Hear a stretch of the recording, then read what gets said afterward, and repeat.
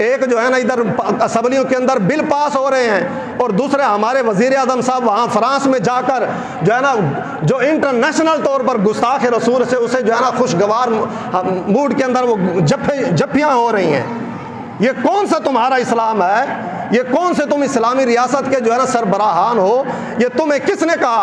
आज हमारी अगर अल्लाह ना करे हमारी माँ बहन बेटी बाहर गली में जा रही हो तो अगर उसका कोई दुपट्टा खींच ले, कोई कपड़ा उसको जो है ना उसका खींच ले, तो क्या उसका भाई उस कपड़ा उसका दुपट्टा खींचने वाले के साथ जो है ना वो बातचीत करेगा, उसको मुंह लगाएगा? अगर कोई करेगा तो उसको क्या कहेंगे? ए जनाब बेहया है, ए तो बेगैरत है, इनकी माँ भैन नाल फलान दिन इन्हें इस तरह बेहयाई की सी, ए उन्होंने अपने घर बुला रहे हैं, ए उनके नाल जफ्फियाँ पा रहे हैं, वो तो बेहया है। लेकिन कहाँ हमारे माँ बहन बेटियाँ और कहाँ हमारे आका व मौला सल्लल्लाहु अलैहि वसल्लम की इज़्ज़त व आबरू?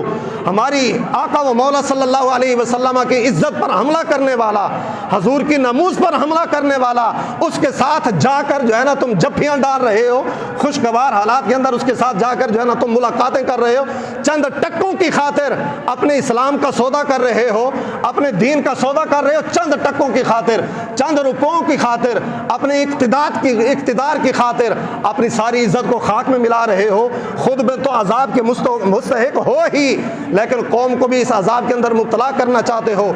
इमाम अहमद रज़ा खान फाज़िल बरेलवी रहमतुल्लाह अलैह, आपसे किसी ने कहा था, इमाम अहमद रज़ा से, कि जनाब हमारे साथ ही ये रियासत नानपारा है, इसका जो सरदार है ना ये बड़ा सफ़ी है, अगर इसकी शान के अंदर कोई बंदा कसीदे लिख दे ना, कोई दो चार अशार लिख दे, ये बड़ी सखावत करता है, उसको बड़े रुपये पैसे देता है। तो लिहाजा आप भी शायर हैं तो चंद अशार जो है ना आप उसकी तारीफ़ में लिख दें तो दीन का बड़ा काम हो जाएगा, आपको बड़े पैसे मिलेंगे, तो आपका मदरसा तरक्की कर जाएगा, आपकी मस्जिद बड़ी हो जाएगी, दीन के मामलात बड़े सुधर जाएंगे जब पैसा आएगा।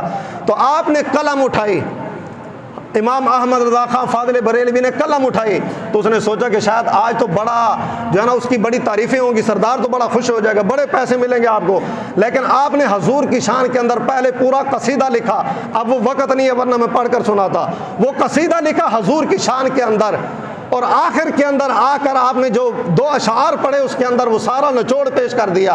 जब कहा गया कि जनाब आप उस रियासत नानपारा के सरदार की तारीफ़ के अंदर चंद अशार लिख दें, आपको बड़े पैसे मिल जाएंगे, आपने हजूर की शान के अंदर लंबा कसीदा लिखा और आखिर के अंदर आकर आपने क्या फरमाया? फरमाया कि करूँ मदह अहले दुवल रज़ा, पड़े इस बला में मेरी बला, मैं गदा हूँ अपने करीम का, मेरा दीन पारा ना नहीं। फरमाया कि मैं बादशाह हूँ, चंद रुपयों की खातिर, चंद टक्कों की खातिर मैं इन बादशाहों की तारीफें करूं? फरमाया कि मैं तो गदा हूं अपने करीम का, मैं तो अपने करीम का गदा हूं। मेरी कलम से जब भी कोई स्याही लिखेगी तो हजूर की शान बयान करेगी, मेरी कलम से अगर कोई चीज़ निकलेगी तो हजूर की तारीफ होगी, हजूर की शान होगी। इन दुनियादारों के कसीदे मेरी कलम से नहीं आ सकते। तो ये